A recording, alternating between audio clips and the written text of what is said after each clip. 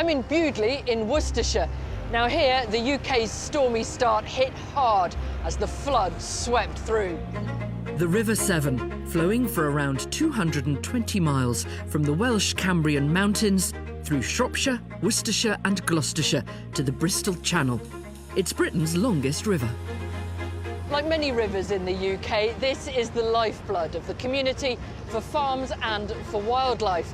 But when the Severn floods, the consequences can be devastating. I'm meeting the rescuers working together through yet another winter of extreme downpours. Meanwhile, all I have to do is find some dry land. Although here, at the moment, that's harder than usual.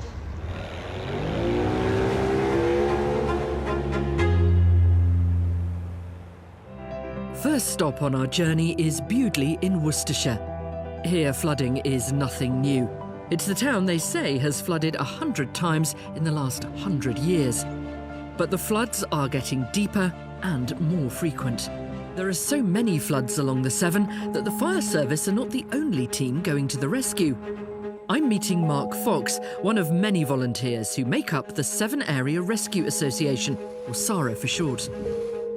What's it been like being you over the past few weeks? It's been busy. We've had several shouts to assist with the welfare checks in Bewdley. We've had rescuing stranded people in Shrewsbury, up in Shropshire. In Tewkesbury, there was a swan caught in football netting in a flooded football pitch. Not just the human cost of flooding, there's the animals as well.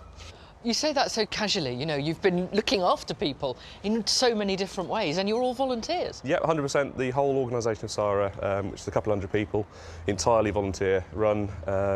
We do our own fundraising. We rely solely on donations from members of the public. And it turns out Mark volunteers partly because he's personally been affected by the floods. Up until a couple of years ago, I had a pub which has flooded many, many times in its 450-year pub history. However, when I was there, we had some devastating floods between 2019 and 2020. We had water inside for 3 weeks.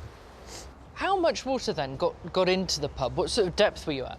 At the worst, I was about 3.5 foot underwater. So we had flood barriers at the front door. Barriers don't stop water coming in, they just slow it down. You're always going to be needed now, aren't you? I mean, do you see that you have a role, well, forever? I've been in SARA on and off since I was 17 years old. I'm now a lot older than that. So it's something I'll continue to do as long as I'm in the area.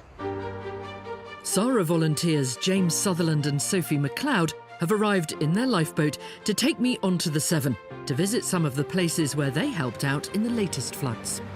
So over the past few weeks, what sorts of things have you been doing up and down the river? So there have been welfare checks going on in the house behind us. So just checking on them. There's a couple of caravan sites, both upstream and downstream. So we've been going into them because they've been cut off for a couple of days, just making sure that the residents are happy.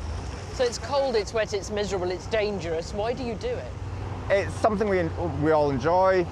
It's working together as a team, doing something for the community, and that's kind of one of the key reasons I got involved, just wanted to give something back. Sophie, what sort of rescues have you been involved with this time around? So far this year, I've been in flood with flood rescues, welfare checks on Beale's Corner. So how far did the water come up then on the barriers here? The water came up to just over the bins and we're above that life buoy there.